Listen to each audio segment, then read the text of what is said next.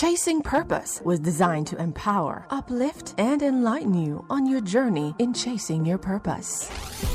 Don't waste your time with thoughts of giving up. Chasing Purpose. Not too late for us to try. We can overcome. Chasing Purpose. Candid conversations, nurturing faith, pursuing aspirations, setting intentions. Together we rise, divided we fall. Yeah. Let Jah lead the way. Chasing Purpose. Cause God always a listen. Chasing Purpose. One day I have to win. That's why I'ma try again. Chasing Purpose. Mondays, 7 p.m. on Arijam Radio, Arijam 360, or arijamradio.com. Hosted by Cynthia Shea.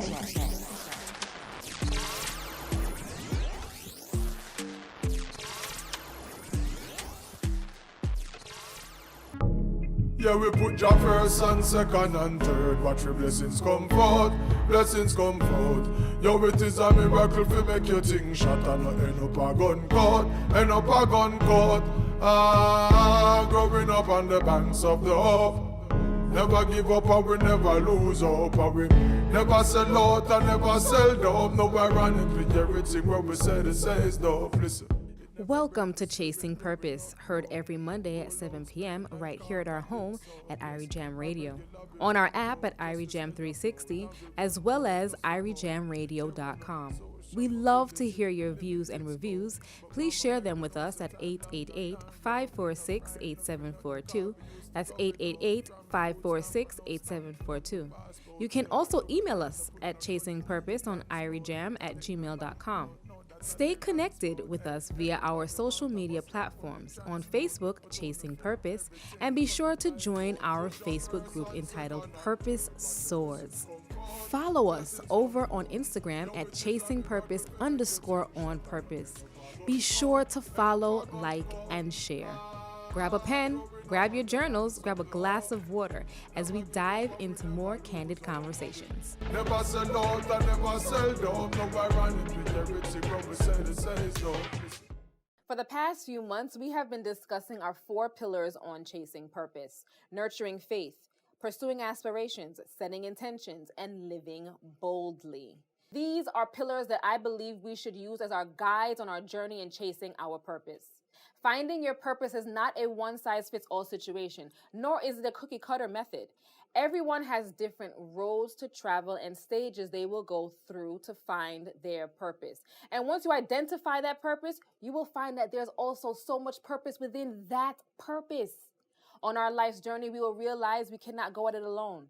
Growing up, you would have heard the term, it takes a village, which is so true, especially when adulting.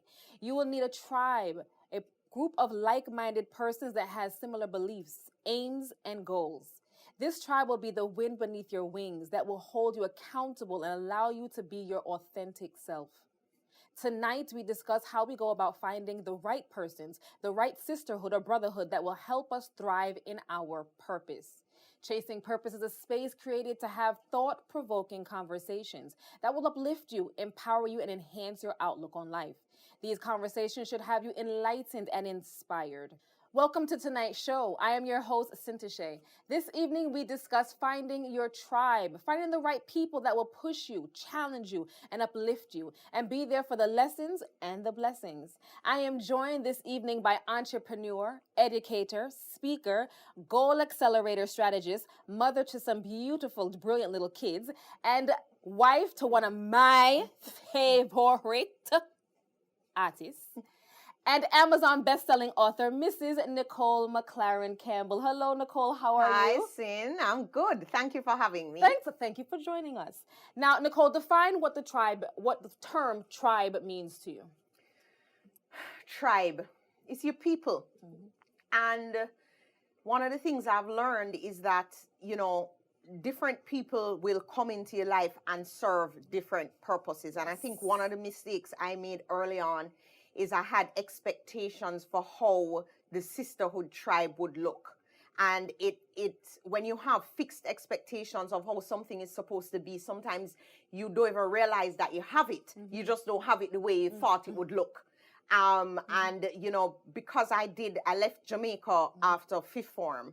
So when I was 15, and I went overseas to go to school. And so some of the friendships that I have developed, that sisterhood tribe, which isn't the only tribe, by the way, but the sisterhood tribe is not with me. They're not with me in Jamaica. They're overseas. And one of the things that I've been blessed to really recognize and embrace and deep dive into since COVID is our friendship, because we've been having more video calls and more Zooms, and we've just been getting closer. And all this time, we could have been doing that, but we just weren't, And so, so it didn't. I always expected my tribe to be physically with me, and I could go to their house every weekend, and I could, and it doesn't always pan out that way. I'm still blessed to have a great tribe in Jamaica, small, but still a great one. And so it doesn't always have to look the way you thought it would, but a tribe, there are your people who will support you, lend a hand, who you may need to lend a hand to,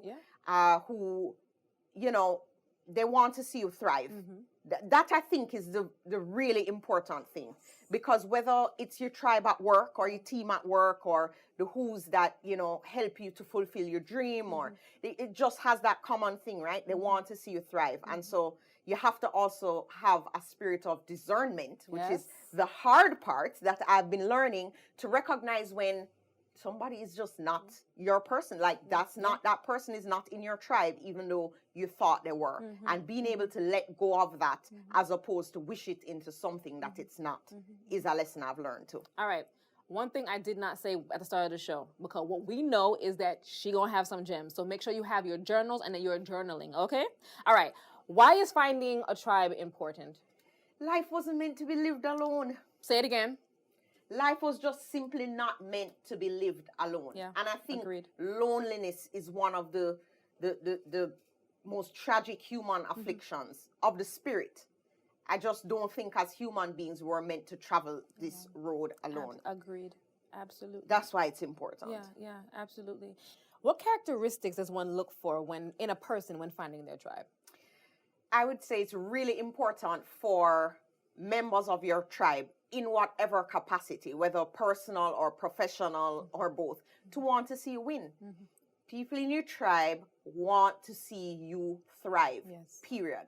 And so this is where now you have to rely on your spirit of discernment, because, I'm sure everybody listening would have had an experience where you really thought someone was in your corner, and it turned out they definitely were not. And so over the years, encouraged, I would say, strongly by my husband, I've really been working on being able to discern.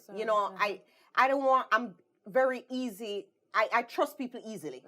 And I don't want to lose that kind of openness about myself, because I like giving people the benefit of the doubt. Yes. I like moving through life in a kind of light way. I don't want to, always be suspicious. But at the same time, I've had to kind of balance that with a sense of realism, because the truth is that some people, for no reason at all, will pretend to be in your corner when they're really not. And it can be extremely damaging. It can even be life-threatening. And so, in these streets, we have to be careful these days. We have to know.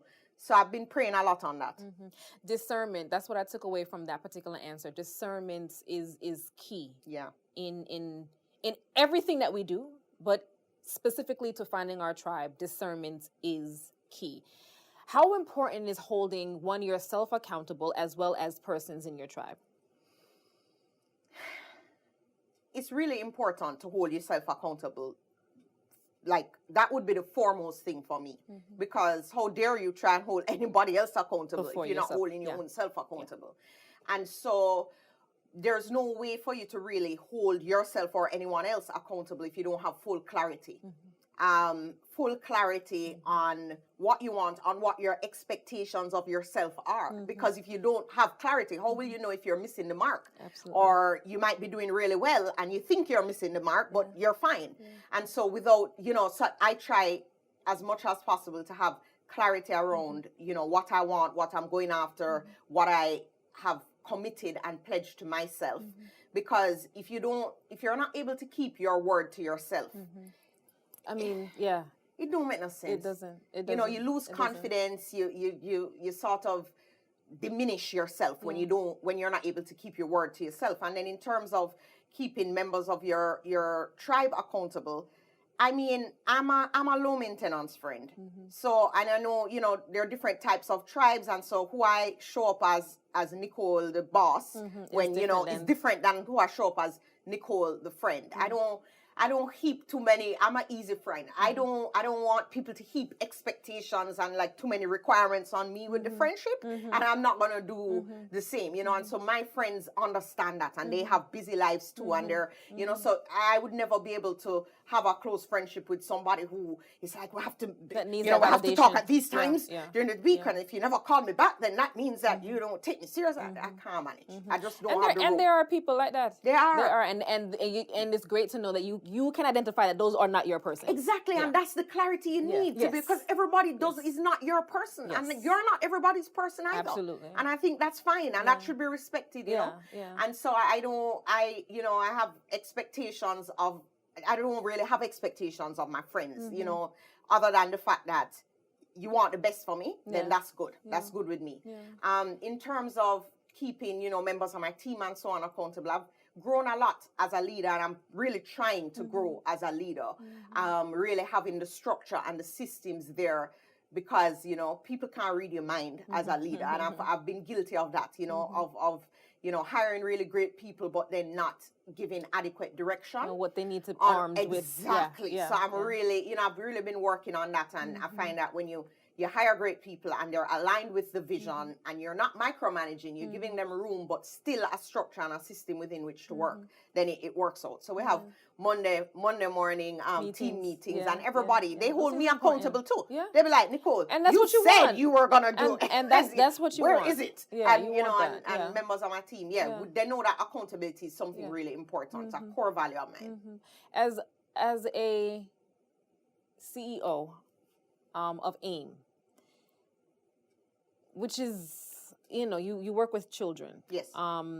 Teens. You sent teens, excuse me, not children, teens. They would not take yes, no, I agree. My apologies, guys. Teens. So you work with teens in a very important way. You're sending them off into the world. Yes. Yeah. What advice would you give to them when they're trying to find their tribe? Now they're in a whole new situation. College is exciting. It's nerve-wracking. But there is a sense of belonging, because now they're going on by themselves. Some people have the advantage to go with friends, but most they don't. You know, what advice do you give your teens? My teens. Well, you know, and it's been, you know, the truth is that your network can make or break you, and it's not something that ceases to be true once you leave college. This is a life lesson that we all need to remember. And, you know, you have to look at the friends that you're choosing and think, you know, is the value alignment there? Are our values aligned? Which means you have to, again, be clear on who you are. I think a lot of times you run into problems with teens and friends and young adults and the wrong group, the wrong crowd, because there is a lack of clarity and surety within self. So that first is just really, you know, get to know yourself. Understand what your standards are. Be clear about your goals and what you want from life. What's your idea of fun? Okay? Because sometimes you have one idea of fun, and the other person's idea of fun could involve some white powder, and you're like, I'm not about that life. I'm just telling you, this is what happens to kids in college. You know, oh, come on, let's just go, you know, let's try it. Let's try it. Oh, yeah, come on, it's not a big deal, you know. And what have one effect on one person do have to have the same effect on another. And we've seen it. And, you know, I've unfortunately had cases of students of mine who have gone to college and just kind of lost their way. And so the important thing, I think, is to just, you know, just try to remind them to continuously nurture self and continuously, you know, seek the friendships and the situations that will not diminish you. When you're in a diminished position, you make all kind of bad choices, and we know this. But when you're built up as a person, wisdom can come through. Aim high and be bold is your mission, your Yes. mandate. Yes. Why do you think person should adopt that mindset? Well, the aim high for me is, if you don't set a target, you could end up anywhere. And if you're going to set a target, why not let it be super high? Of course. If you miss, then at least you're still, way further ahead than you would have been if it was like some mediocre, easy to reach target, right? And you would have tried. And you would have tried. And there's so much you learn about yourself, and that process of becoming that happens during the entire journey of aiming high, of going after big goals, of reaching further. It's who you become. It's the characteristics that you get to develop, the strength. That you need. So why not? Yeah, If you're gonna aim high. Yes. I mean, it's a brilliant mandate. I love it. I Brilliant can't mission. even claim it for myself. What it was when my college graduation, it was the only thing I remembered about our school. What is it? Not head of school? What do you call it? University president? Okay. Speech. His That's speech, that's okay. the only thing I remember. Her, Shirley Tillman was her name, and that's all I remember. Aim high and be bold, and I just took that because you know what? When I was in college, I have to say I was a shadow of myself. I spent basically all of my time there being afraid, and I was afraid to fail. The funny thing that was happening was that the more I experienced success is the more afraid I became of failing. And I'd never had a big failure or any real kind of failure leading up to college, even through college, because I didn't try that many things. And it was when I was applying to graduate school where, I didn't get in, I didn't get the scholarship that I wanted, I didn't get into the top school that I thought, that I belonged in. And when I failed and I was just forced to do option B. Option A didn't work, do option B. And it was actually fine. And I did really well and I enjoyed it and it was good. And so that's one of the things I try to instill in our students is don't be afraid. You have nothing to be afraid of. And so when I see them, I have a little student who she lands on campus and 2 seconds later, she sends me, I'm running for president of the student body. I'm like, what? You just got there. You're a freshman. She's like, well, I'm the first freshman in history to run. And I was just so excited by that. And I mean, she didn't win, but it was fine. And she was like, that was a good experience. What am I going to try next? What an approach to have to life. What a freedom. But that speaks to your mentorship as well. That speaks to your mentorship as well. Her wanting to just, to run. You know what I find I do, Sin? I find that I take things I regret. And I apply them and I Yeah. try to get like my students or people I encounter, I apply them to my own life, but I also try to get them to understand it too as early as possible. Yeah. Don't be afraid to fail. I think that even me in my adulthood, that was something. Had I had that key when I was younger, oh my goodness, I think yes. You can, coulda, shoulda, woulda, you know? Yes. There's a reason why we are where we are right Yes. now. However, we have a platform where we can teach these children right now. And Absolutely. even adults. Yeah. Don't be afraid to fail. Don't be afraid to fail be afraid because, to fail. and we can also be grateful that we get it now. Yeah. We get it at the visceral level. Yes. And that's a blessing. That's Absolutely. a gift. Absolutely. What are your 5 main focus points? Or what are 5 main focus points that maybe you tell your children or your friends or your tribe in their life's journey for purpose, on finding their purpose? I laugh because I normally have no idea what I tell my children until like they repeat it back to me. I'm like, where did you learn that? But in terms of focus, it's just really important. I sound like a stuck record, but to know your why. If you don't know your why, how do you even know that the things you're attempting to focus on are what you should be focusing on anyway? And a lot of the reason why we can't sustain focus or have consistency in something or recover after setbacks in pursuit of something is because we never got clear. I mean, like really clear on our why. Why does this matter? What is the purpose of my life? What kind of impact do I hope to leave? Or what kind of problems do I want to solve in the world? What gets me excited? What is my personality? What do I enjoy? What don't I enjoy? And, I think that once you get clear on what that is and you set your goals coming from that deep why space, then you can be sure that the choices you're making in terms of what to focus on are sound. And so that's a major tip. Yeah, major key. You ask, well, you said, I'm going to ask, what is your why? My why, so my purpose is to help as many people as possible on this planet to unleash their full potential, to reach their goals, to help them to use what is already inside of them to reach their goals and to do it with joy and, in service. Yeah, in service. A lot of people, I find, aren't clear, or maybe, let me not say that. Let me clean up that argument.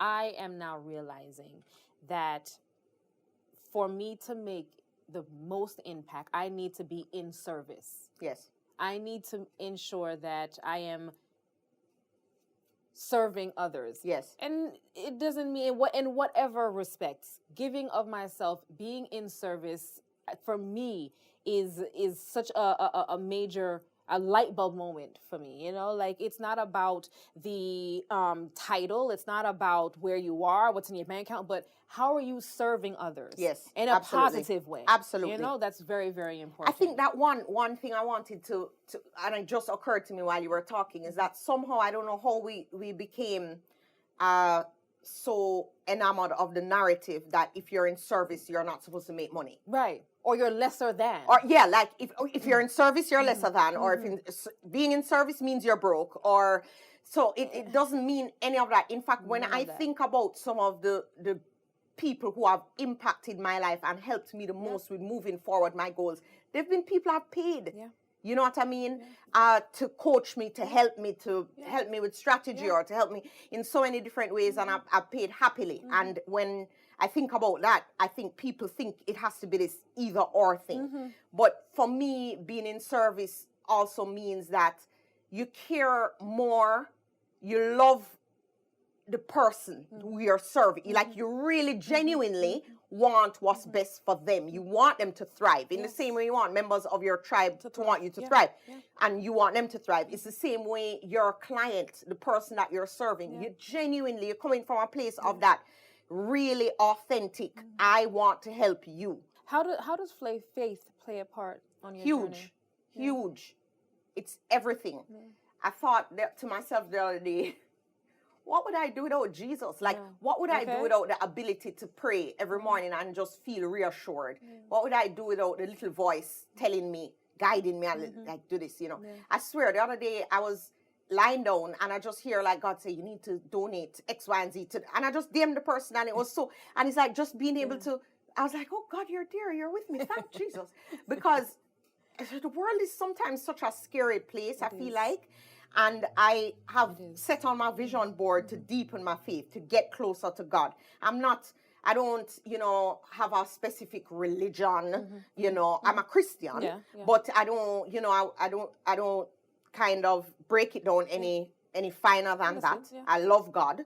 Point blank. And, I don't belong to a specific church, but I'm a person of faith, and I believe that I know what it feels like when I'm not nurturing my spirit. I know what it feels like when I am nurturing my spirit. I know what it feels like when I'm prayed up. Right? I know what it feels like to be not prayed up. I like the prayed up feeling more, like it just gives me that feeling of being centered and secured, and the breeze will blow in life and whatever will happen, but I still feel firm. And I like the firm feeling. So I make sure before I do anything in the morning, before I exercise, before I check any messages, before I even speak to anybody, I pray to God, and I always ask him to use me, and I always ask him to allow me to hear his voice. Don't let the Lord, please don't let the world, don't allow me to let the noise of the world prevent me from hearing you, because I want to walk in the direction you want me to. And being able to give him all of that and say, all right, just order my steps. I don't know what's going on, but I just going to step, and I know if it's for me, it's for me, and you ordain it. So let me just keep doing what you say. Order my steps. Order my steps. Order my steps. In alignment. I all the time, I all the time pray to God to align me with not what my purpose is or what I think my vision of life should be, but what His vision and purpose on my life is. When I find that alignment, when that alignment is there, that is when I see the most success, or me achieve the most of the goals that I have set out. You speak a lot about vision boarding. I think that's the first time that I've encountered you many years ago, was this vision boarding thing. And I'm like, all right, let me get a piece of cardboard and cut out paper and but vision boarding really has been something, once I did it and understood it, was something I was like, okay, because literally, guys, let me just tell you guys, literally, on my vision board in my office in New York, I have a picture of a home in Jamaica. I had no idea that I was moving to Jamaica, none at all. And I put down the three places that I wanted to live. Oh, sure enough. Yes. I now maybe let's say I did this 7 years ago. Yes. Today, I am now living in, mind you, I was not moving to Jamaica at the time. I am now living in one of those communities or neighborhoods in a house similar to I have on my vision board. Absolutely. And I'm if that's not surprised. God, and and you speak a lot about vision boarding, so talk to us about why you think it's so important. Gosh, it's changed my whole life, and has been such a powerful thing for me. And I did my first vision board at the time when I was just starting to shake off that fear that I described to you in college, so on. And it's been, first of all, I love vision boarding because I know it works. Let's just get real. I mean, I am a results-driven kind of person. If I'm not just gonna do things for doing them sake because it look nice or it make me feel good, or no, I like to see results. And so I decided to give vision boarding a try when I watched a documentary called The Secret, which was explaining the law of attraction, which was the first time I even learned about that. And you know, it was a great relief for me because I realized I had been praying in a fearful way previous to watching this thing. You know, like when you pray and you're like, God, please make it work out. Just make it work out. But you're praying with fear, not faith. Yes. With fear. And so I was able to put, you know, really deeply think for the first time in my life, what do I really want from life? What do I see for myself?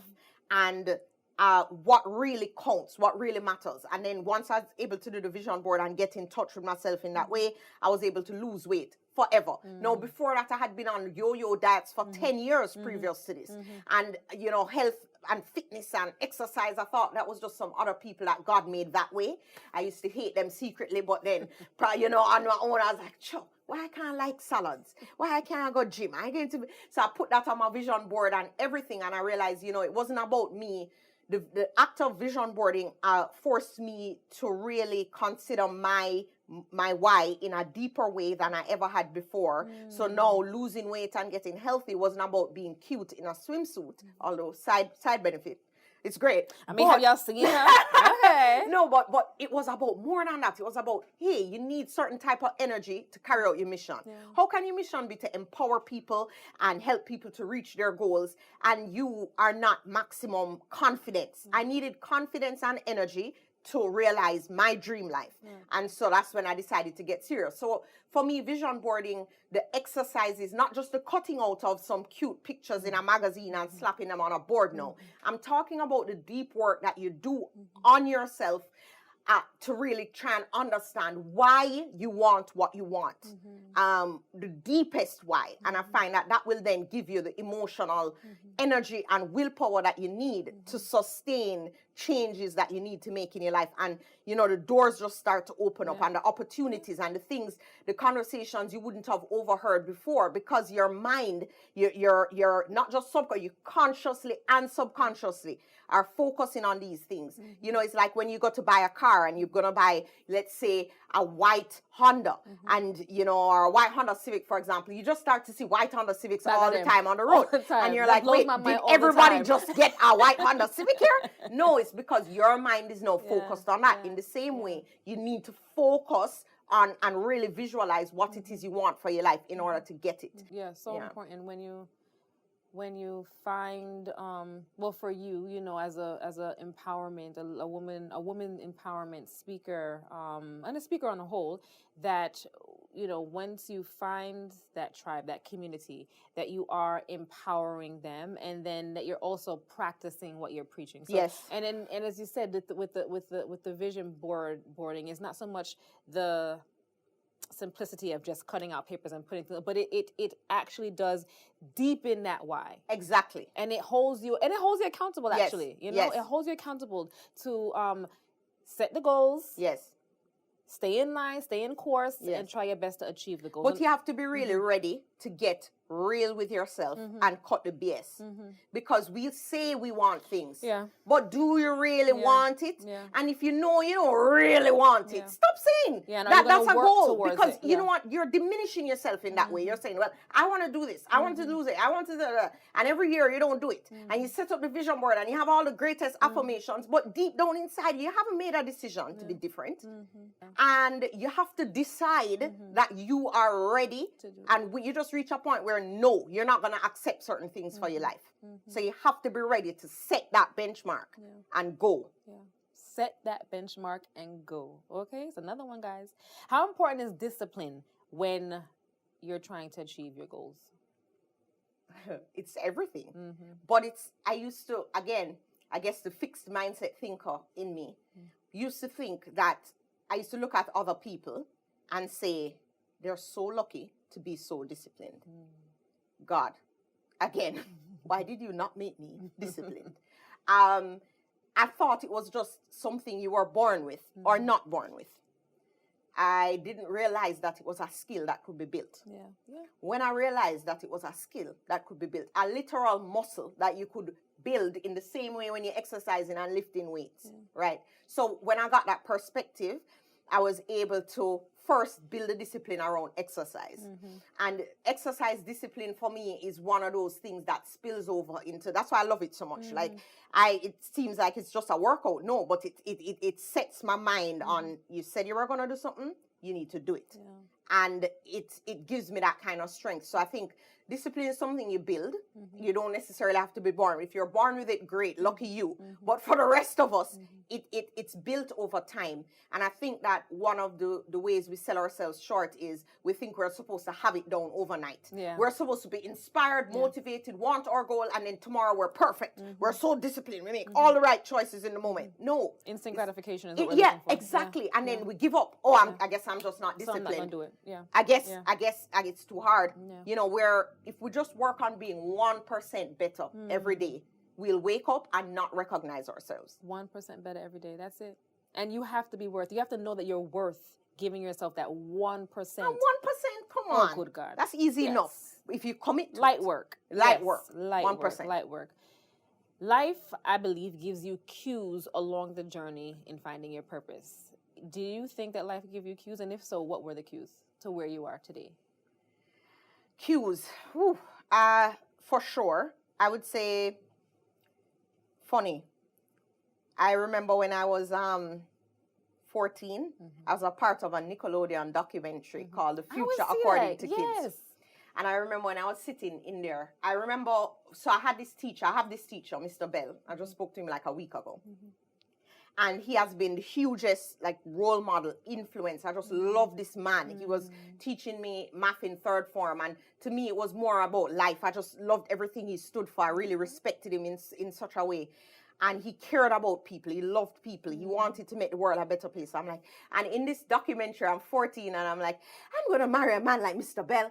And you talk about cues because you don't even know what you're saying. You don't even know what you're thinking. Yeah. But here I am forming this idea of who I want to be my partner, who I would like, some of the characteristics anyway. And so, you know, the other day I was listening to Jeffrey talk about something. And then I called Mr. Bell and asked him like his view on it. And they sounded like the same person. And I was like, look at life. But it's just, so yeah, there are cues along the way. There are hints along the way. I think that you get a gut feeling sometimes like this is right. This is the right thing for me. And it's just about learning to trust the gut. Learning to trust that intuition that we all have. Because sometimes we get the feeling and we don't go with it because we're scared or it doesn't look the way we thought it would look or it doesn't, you know, come at the time we thought it would come. And even to start AIM, was me volunteering for Princeton, where I did my undergraduate degree as an interviewer. So I used to work with the admissions office. And then I was meeting young people who I thought had the greatest potential, but just needed a little help putting it all together. I said, and I had that gut feeling like, you should do something about that. And I'm like, do what? What do you mean? I didn't even know it was a job, educational consultant. I Googled it. That's how I found out, like, who helps people with college? I knew nothing. Found out it was a whole job. It was a whole industry.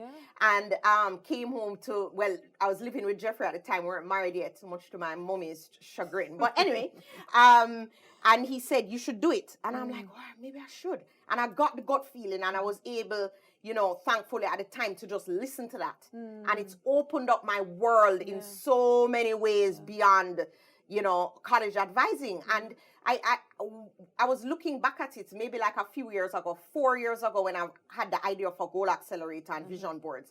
And I'm like, all my life, I've wanted to help people to realize their potential. And I thought AIM was somehow separate from that. So I'm like, then what is AIM? I'm like, but AIM does help people realize their potential. It's just that the goal is a specific goal, whereas Goal Accelerator is any goal. But it's still about helping people to reach their goals. So I realized early on, I wanted my life to be about helping people reach their goals. And it always has been, even if I didn't recognize it as such. So you have to, I think life does give you clues and cues. And if you listen to them, you find out that you end up exactly where you wanted to, or imagined you would, or hoped you would, without even realizing sometimes that that's what you're doing. Are you chasing your purpose, or have you found your purpose? I think I've found my purpose, but the way that I express it or pursue it is ever evolving. It started out with being, I don't think I want to restrict myself to execution of that purpose in one particular thing and get boxed into that. So, when opportunities come up or ideas come up, the question I ask is this aligned with my purpose? And then it would help me to make decisions. So when I had the idea to start Goal Accelerator, is this aligned with my purpose? Well, then yes. When I had the idea, I didn't have the idea. When a security guard at TVJ, after I did a morning show, said you should write a book, I thought, is this aligned with yes, certainly. It will help me reach more people. And Thanks, Mr. Security so guard. it would make sense, right? So I think that I've found my purpose, but I'm open to how that expresses itself. What do you think are habits of effective leaders? Habits of effective leaders. I think effective leaders take responsibility first and foremost. There's no leadership without taking radical responsibility.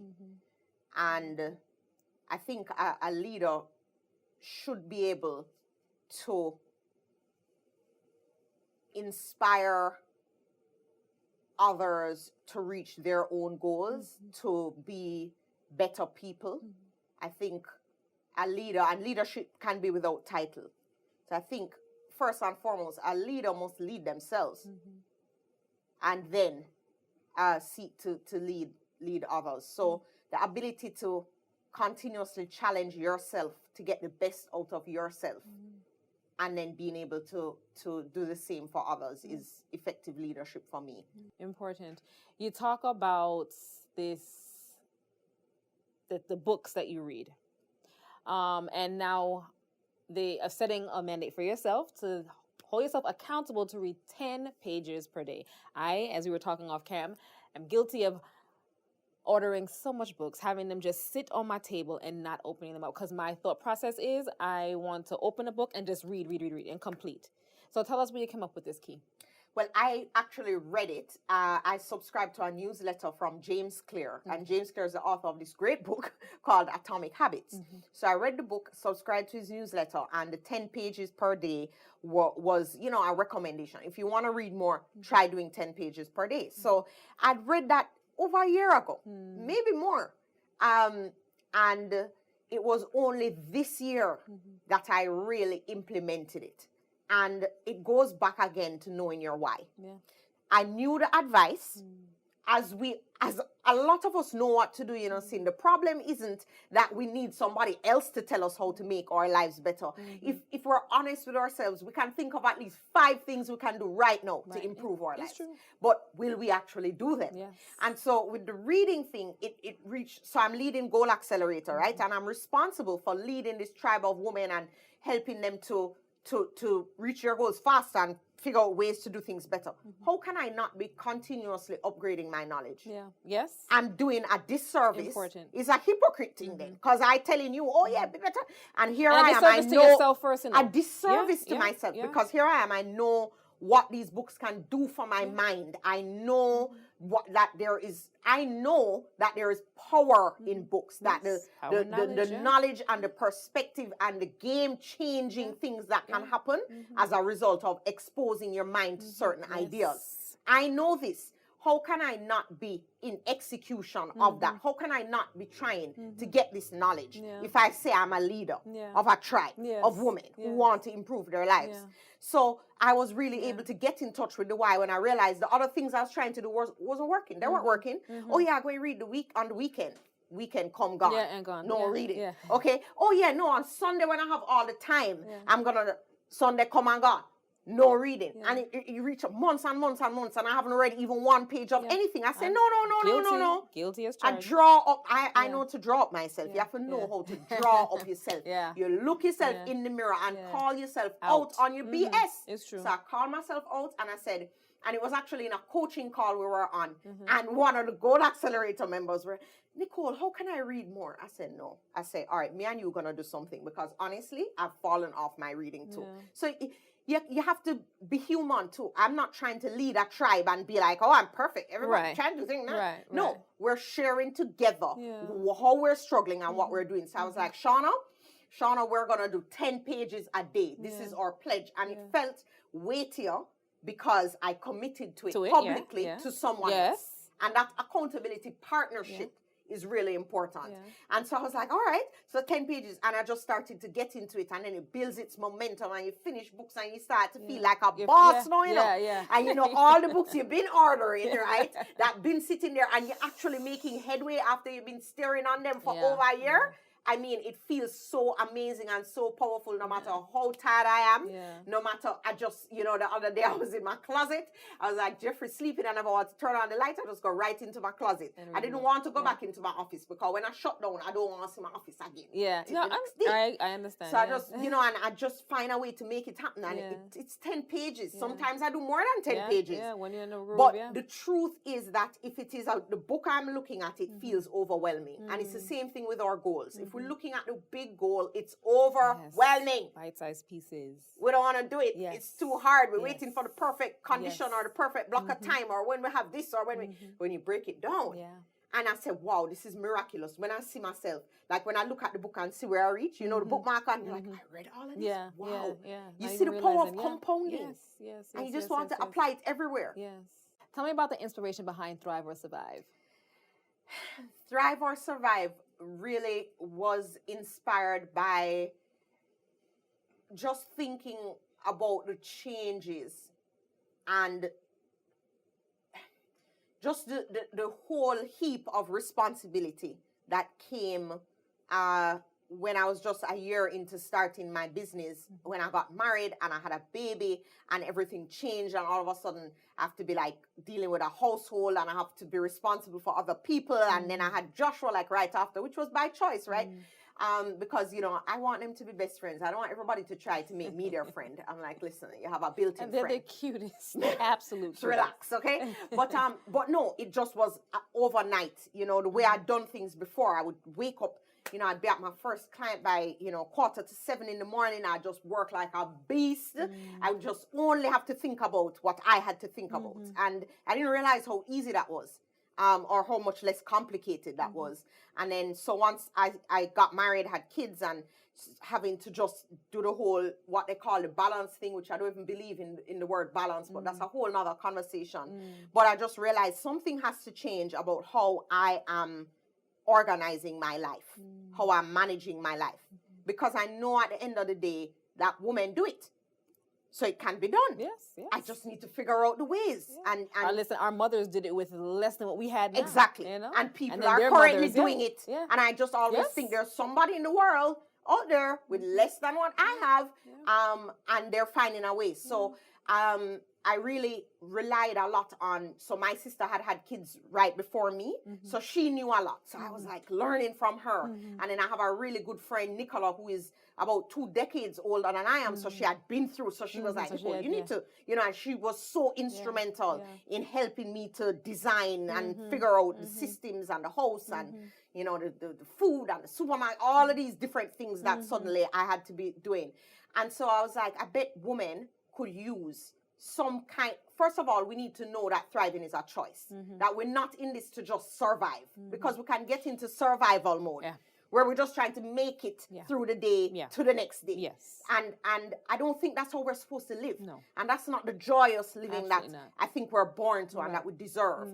And so the whole premise with the book was choose thrive.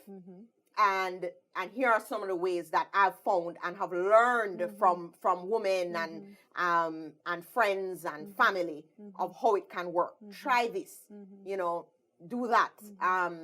This is how you get more energy. This is how you put yourself first. This is why you need to put yourself first. And yeah, so that was the inspiration, just wanting to share all of what I had learned about how to manage everything.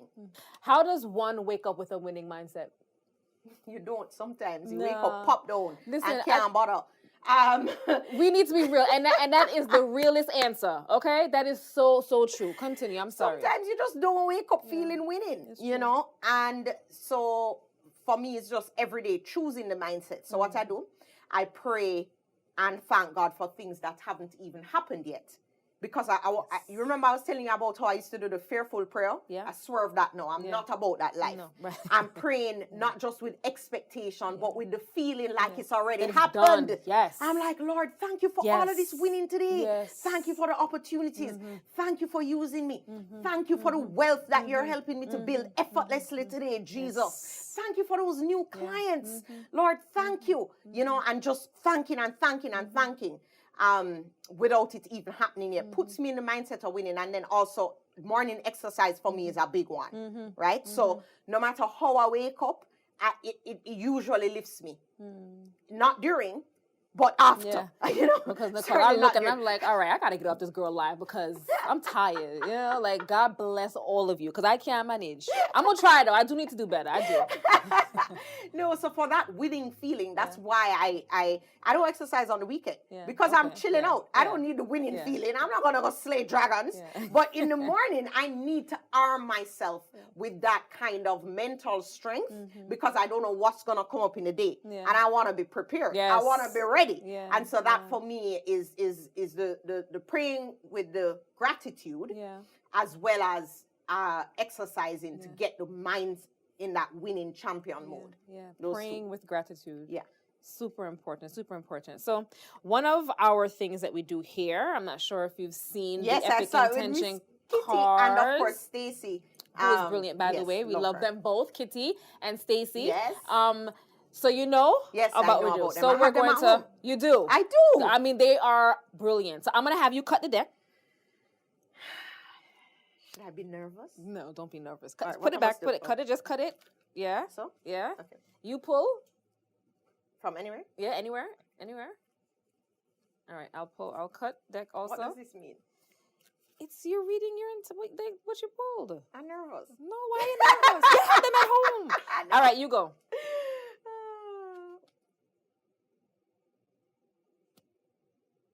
I am responsible for every aspect of my being. Yes.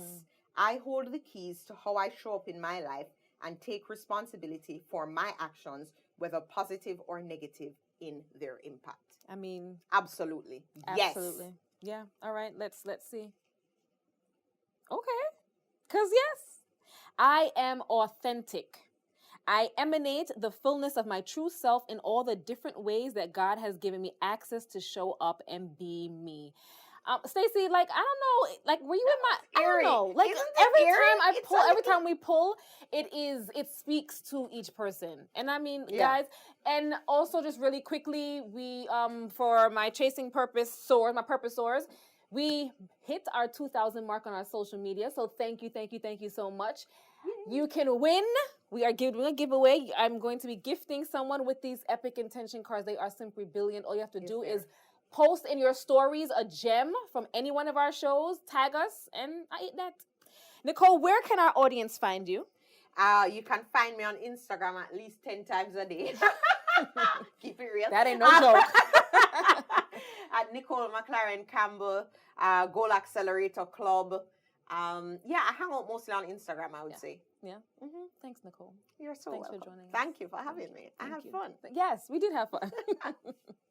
We cannot nor should not go at life alone. Be open, be honest, be your genuine, authentic self. Ask God to align the right people on your journey, the individuals that will celebrate your wins and support you through your losses and hold you accountable wholeheartedly and unconditionally. God promises where 2 or 3 are gathered in His name, there you will find Him. It is said, and I believe your vibe attracts your tribe. I leave you with this timely message. When we live in alignment with who we are and how we want to live, we will attract and find like-minded individuals. God bless and good night.